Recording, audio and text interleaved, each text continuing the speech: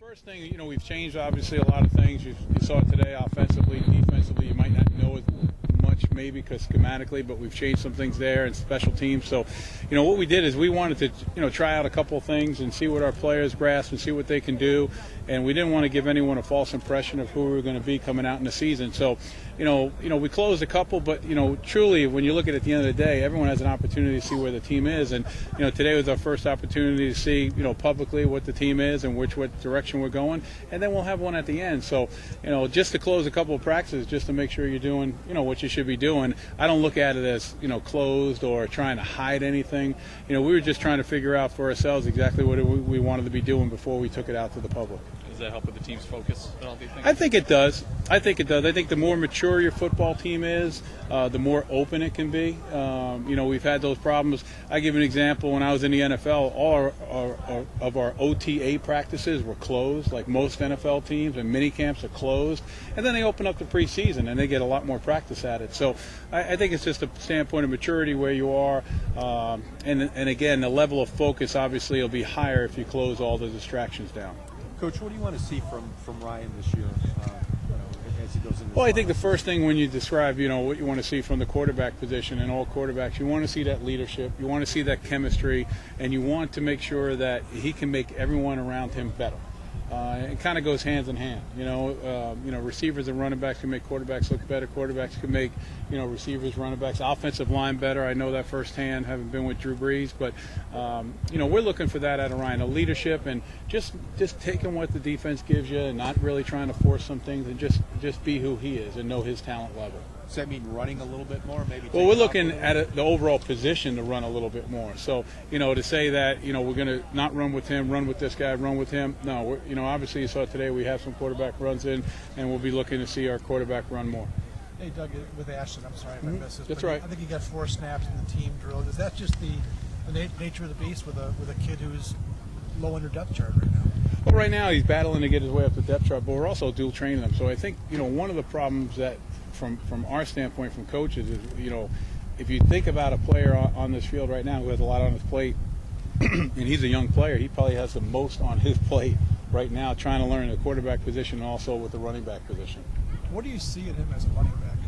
I would think the people of Rochester and Rush Henrietta would know quite a bit. He's one cut, he can stay low to the ground, he can run, he's a big physical type player. He has the ability to throw the ball well. So, those are the things we're looking for in a running back. I guess a better statement would be he's a playmaker.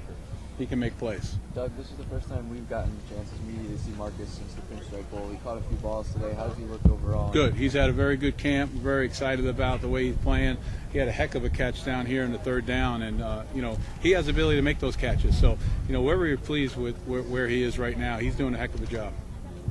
What about other players that have stepped up this spring? Has anybody really caught your eye? I think, again, I would rather you ask me specifically. Running backs. Go ahead. You know the roster. Go ahead. I'll suggest a few. Jerome Smith and Prince Tyson. I thought Jerome played extremely well today. Jerome's been having a very good spring. I think, obviously from today, he's much more improved from what you saw. So, that's exciting. It's exciting. So, I give him credit. He's worked extremely hard. I don't know if people remember, he came back from multiple injuries early on in his career and has really worked extremely hard to be at a position or a level of play now that he's really looking to go beyond that and really become, the type of playmaker we need. He made a couple of great runs today, and I think what you saw today is probably consistent of what's been going on through the spring with Jerome. What did you see out of Lou and Ivan on the right side of the offensive line today? I was more to the skill and play level, but I think, overall I can tell you from the spring, they've been doing a good job. They have to step up. We had 2 pretty good players, especially in Andrew Tiller at the right guard spot and Michael Hayes. So, you're talking about a freshman who's the first time he's playing. Lou's a little bit an older player, but it's really the first time he's going on. So, they're progressing well. It's just a matter of getting them into these situations where we're just calling plays and going every 40 seconds, not as not to say lethargic's a bad word, but not as slow in between plays. So the amount of thinking they have to do comes a lot quicker. And then the tough part about younger players is to be able to shake off plays. You have to be able to shake off plays, come back to the next play, and move on. So how much does that year perhaps a little help asked, do you think, just from a maturity standpoint? Oh, I think from a maturity standpoint, I've seen a great deal of growth. I think Milford Academy did an excellent job there. I think better sense of purpose. From everything all around. So I really think from the player that we recruited to the player that we have now, I've seen outstanding growth. Prince Tyson Golly had some nice runs, it looked like.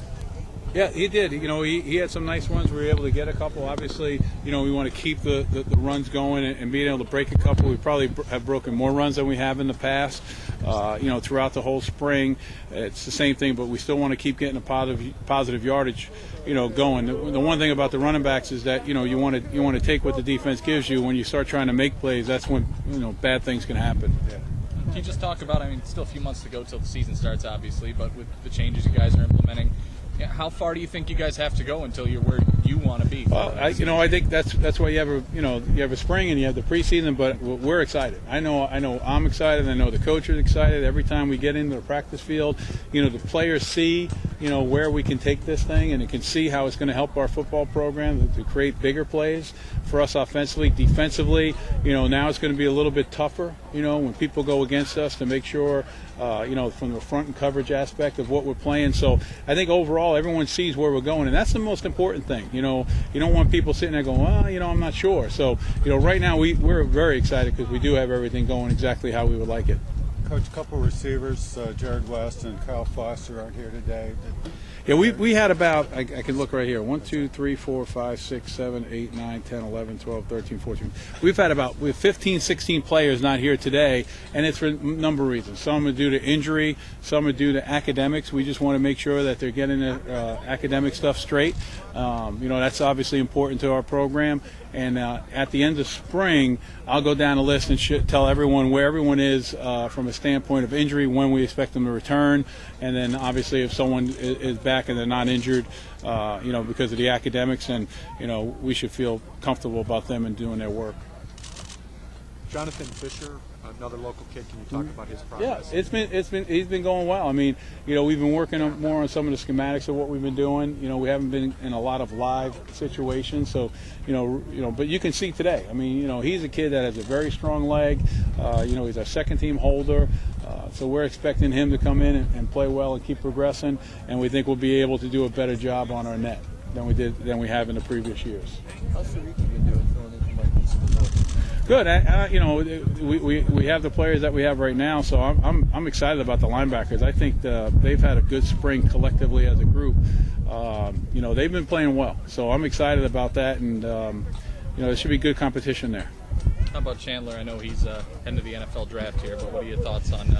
I don't know about the thoughts of where he goes and drafts. I'm not in that league anymore. It's a lot more complicated, but we're excited for him. And I tell him all the time, there's no one pulling for you probably more than outside of your family than this family. Obviously, the higher he goes, the better career he has in the NFL only helps Syracuse football. Hey, Coach, how important is it to get guys, back when you're building the program, getting guys picked first, second, third rounds in the NFL draft to sell your program? I think obviously, everyone knows if you're an 18, 17-year-old kid and you're being recruited, and you can say, hey, why don't you come up here and play defensive end for us? Our last defensive end went in the first round. That's a good thing. And not only that, is Chandler's also a New York State kid. So, it just goes to show that, there is that type of talent in this state, and then we just have to, get it here at Syracuse University and develop it. So that's exciting. So on draft day, not only Chandler, but we have a couple of other players that we feel will be drafted. Kind of along with that, the presence downstate, you've extended the deal to play those games in New Jersey, and obviously the game with USC this year. How important is that? Well, I think, it depends how you want to look at it. The way we look at it, and I don't want to speak for anyone else, is that, it's exciting for us. That helps us in recruiting, to be able to go down there and play in a pro venue in MetLife Stadium. It also helps us from an alumni standpoint. Our alumni downstate has a very difficult time coming up also. It's a 4.5 to 5 hour drive for most of them. So, for us, we can go down there. They don't have to travel as much and really enjoy a game. And then for our fans that are in central New York or upstate New York, we feel, hey, what a great weekend. It's early in the season. You come down, you can go to a Broadway play, go to dinner, visit relatives, do whatever you may do. And again, so we think it's a win-win, and that's really at the end of the day, it's going to help us quite a bit in recruiting. Doug, how have Darrell and Shu done filling in for Phil Thomas back there a little bit with Jeremy? Good. We're excited. I mean, they've had a good camp. It's great to see Shu-Tang out there. You know, he's injured all last year. I told him, I said, it's great to see you run, you know, and not limping anymore. So he's done one. Darrell's done extremely well back there. So, again, we've upgraded ourselves at those positions. Talk just for a second about Ryan and his. It doesn't look like anybody's pushing him too much. He looks like pretty confident. Well, you know, I don't know. I mean, you know, I'm not here to create a quarterback controversy, you know, but Ryan has had a very good spring. But, you know, Charlie Loeb has made great strides in the spring, and I really mean that. He's done outstanding. I really think he's had a great spring, and John Kinder is better now than he ever has been with us. So, you know, those two players have stepped it up, and that's what happens when you start bringing in a little bit more competition, and that's the way we went about it with the players. But I would say Charlie's had a very good spring right now. Talk about Coach Henderson and Coach Morrison this spring, how they've adjusted to everything? Well, I think the adjustment starts right off the bat. You know, we were in recruiting and trying to get everything settled, and then when recruiting ended, you know, coming back in, I think that as far as the staff chemistry, and that's what it starts with, because, you know, you can talk about team chemistry, but, you know, the team's going to play off of the staff. So, you know, the staff chemistry is at its highest point. You know, great conversations, great football talk, great in recruiting. I couldn't be happier, you know, with those two being a part of our staff. Final question for Coach? Coach, just on the offense, of all the tweaks you've made, the things you maybe put in or changed, how much did you show today, or did you keep it pretty basic? No, you know, some of it we had some call plays in there, and I think it's hard to not run some things. I know I instructed the coaches that let's go out and play football. I'm not concerned about, you know, really the only game you would talk about is the first game. I'm not a person that's not afraid to show what we're doing. So, you know, as far as you know, now we might not have run some plays for some situations, but it wasn't because we didn't want to show anything. I can promise you that. Thanks, Coach. Thanks, all right, everybody, great. very Thanks, much. guys.